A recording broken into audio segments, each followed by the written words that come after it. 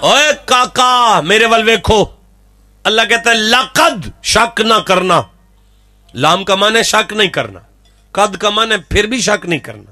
مولا کس بات پہ شک نہ کریں؟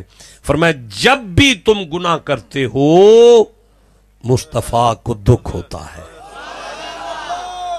جب بھی تم گناہ کرتے ہو مصطفیٰ کو دکھ ہوتا ہے۔ گردن میری کاٹ دو اگر میرے ترجمے میں غلطی آ رہی ہے، میں معافی نامے پر سائن لکھ رہا ہوں آپ کے سامنے، کیمرہ ریکارڈ کر رہے ہیں۔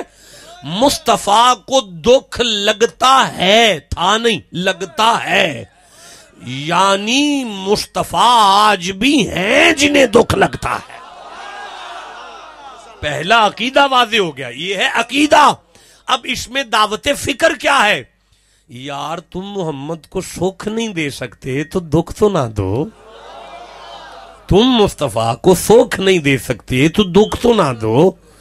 تم میں سے کون اتنا ظالم ہے جو محمد کو دکھ دینا چاہتا ہے؟ قسم ہے اس قرآن کی، اذان سن کے جب تم مصلی پہ نہیں آتے محمد کو دکھ لگتا ہے، رات کو جب تم مجرا لگا کے بیٹھتے ہو محمد کو دکھ لگتا ہے، جب تم واٹس ایپ پہ ننگی عورتیں دیکھتے ہو محمد کو دکھ لگتا ہے، جب تم بے حیائی کی طرف جاتے ہو محمد کو دکھ لگتا ہے۔ یا اللہ ہم کیا کریں؟ اللہ فرمایا عالمین کی رحمت کو دکھ دیتے ہو۔ اوے منڈیو خدا دا واسطہ جو ہے باز آ جو ہے، اللہ پہ فرماندہ ہے جدو امتی بے حیائی کرے محمد نو دکھ لگتا ہے، جدو امتی دو نمبری کرے محمد نو دکھ لگتا ہے۔ آپ کو سمجھ آ رہی ہے؟ ہم نے اس کے ترجمے کا بھی حق نہیں ادا کیا، ہم نے قوم کو دیا ہی کچھ نہیں ہے، ہم نے یہ نہیں بتایا کہ رحمت کسے کہتے ہیں۔ اور قسم بخدا ابھی میں اس کا معنی کرنا شروع کروں تو مجھے 18 آیتیں قرآن کی پڑھنی پڑیں گی۔ الاتقان فی علوم القرآن میں علامہ جلال الدین سیوطی نے لکھا ہے، دونوں کتابیں میرے پاس گاڑی میں موجود ہے، اور علوم القرآن میں میں نالائق ہوں نا، لیکن قرآن میں نے اسے پڑھا ہے۔ 18 آیتوں میں لفظ رحمت کا معنی جلال الدین سیوطی دے رہے ہیں۔ تو میں یہ عرض کر رہا تھا کہ حضور کو دکھ نہ دو یار، تم بے غیرتی کرتے ہو، بے حیائی کرتے ہو، بے نماز ہو، ماں باپ کا دل دکھاتے ہو، یہ نبی کو تکلیف ہوتی ہے، حضور کو دکھ لگتا ہے۔ اب دیکھیں، السلام علیکم،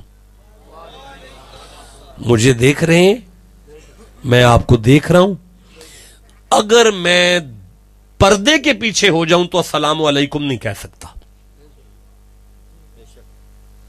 السلام علیکم کے لیے اتنا قریب ہونا پڑتا ہے، اتنا قریب۔ جب بندہ کسی بندے کے اتنا قریب ہو تو پھر کہتا ہے السلام علیکم۔ تیری کریمی پہ صدقے جاؤں کہ ہمیں نماز میں بٹھا کے کہتا ہے کہو السلام علیکہ ایھا النبی، السلام علیکہ ایھا النبی۔ میری طرف دیکھو، اس قرآن کی قسم، جب بندہ مصلی پہ آتا ہے اللہ اسے محمد کے اتنا قریب کر دیتا ہے، جسے سمجھ آ گئی سینے کا زور لگا کے سبحان۔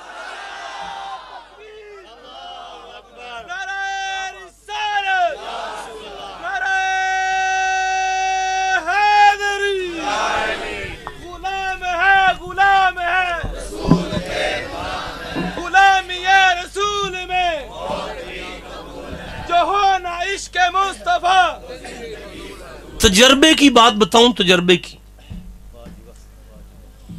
25 سال قرآن پڑھنے کے بعد جو بات سمجھ میں آتی ہے وہ بتاؤں آپ کو؟ نہیں لینا چاہتے؟ اوے میں نے اسپیشلائزیشن کی ہے قرآن پاک میں، تخصص کیا ہے میں نے، ابھی بھی میں اتنا کو تھکا ہوا ہوں، سارا دن یونیورسٹی میں دو جو ہیں وہ یعنی 6 گھنٹے پڑھا ہے، اس کے بعد صبح 7 بجے سے پڑھ رہا ہوں، پھر ایک پروگرام گجرانوالہ میں پڑھ کے ابھی آپ کے پاس آیا ہوں۔ گزارش یہ ہے کہ اتنی زندگی میں قرآن پڑھنے کے بعد جو مجھے سمجھ میں آیا میں آپ کو بتاؤں،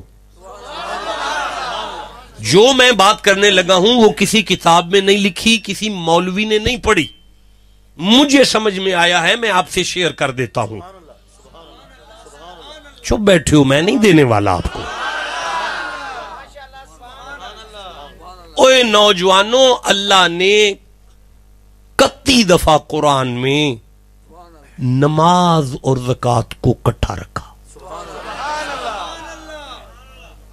کتنی دفعہ؟ اب میں لفظ بدلوں گا.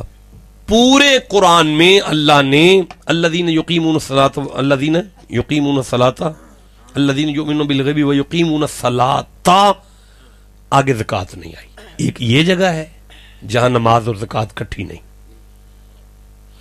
ایک جگہ یہاں پہ ہے سورہ یعنی تیسرے پارے میں، خیر تیسرے پارے میں ایک جگہ ہے جس میں نماز اور زکات کٹھی نہیں.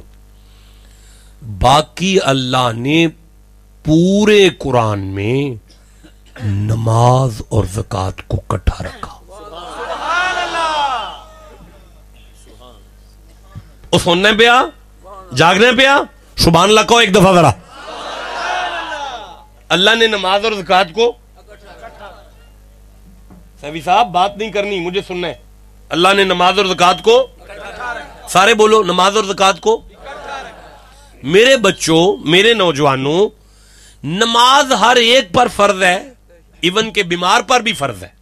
زکات صرف مالدار پہ فرض ہے. نماز دن میں 5 دفعہ ہے، زکات سال میں 1 دفعہ ہے. نماز زمین سے اوپر کو جاتی ہے، زکات جیبوں سے نیچے کو آتی ہے. نماز مصلے پر ہے، زکات غریبوں میں بانٹنے کا نام ہے. ظاہراً مجھے اس میں کوئی تعلق نظر نہیں آ رہا، لیکن اللہ نے کٹھا رکھ دیا تو کٹھا رکھ کے سگنل دے دیا، جاؤ محمد کے امتیوں، میرا تم سے وعدہ ہو گیا، نمازی تم ہو جانا، بانٹنے والا تمہیں ہم کر دیں گے.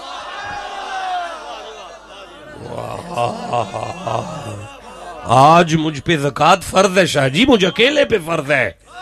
وہ بندہ جس کی 500 کی اوقات نہیں ہے اس پہ زکات فرض ہے. کیوں؟ اللہ کہتا ہے نمازی تم ہو جاؤ، زکات دینے والا ہم بنا دیتے. ٹھنڈا بولے ہو یار، جسے سمجھ آ رہی ہے چپ کیوں بیٹھا ہو یار؟ میں پھر کہہ رہا ہوں، اللہ کہتا ہے نماز قائم تم کر لو، بانٹنے والا تمہیں میں کر دوں گا.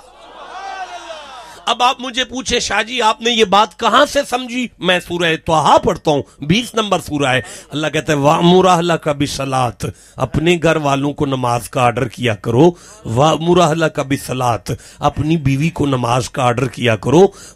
آپ چپ بیٹھے ہیں، میری کو کنڈی اڑ جاتی ہے جب آپ بولتے نہیں ہیں، تو پھر میں اسی آیت کو پڑھتا ہوں وَأْمُرْ أَهْلَكَ بِالصَّلَاةِ. پہلی دفعہ میں سبحان اللہ کہتے تو ابھی تک 2-4 آیتیں اور پڑھ چکا ہوتا. وَأْمُرْ أَهْلَكَ بِالصَّلَاةِ، اپنے گھر والوں کو نماز کا آرڈر کرو. وَاصْطَبِرْ عَلَيْهَا، خود بھی اسے پڑھو. لَا نَسْأَلُكَ رِزْقًا، ہم تم سے لنگر نہیں مانگتے.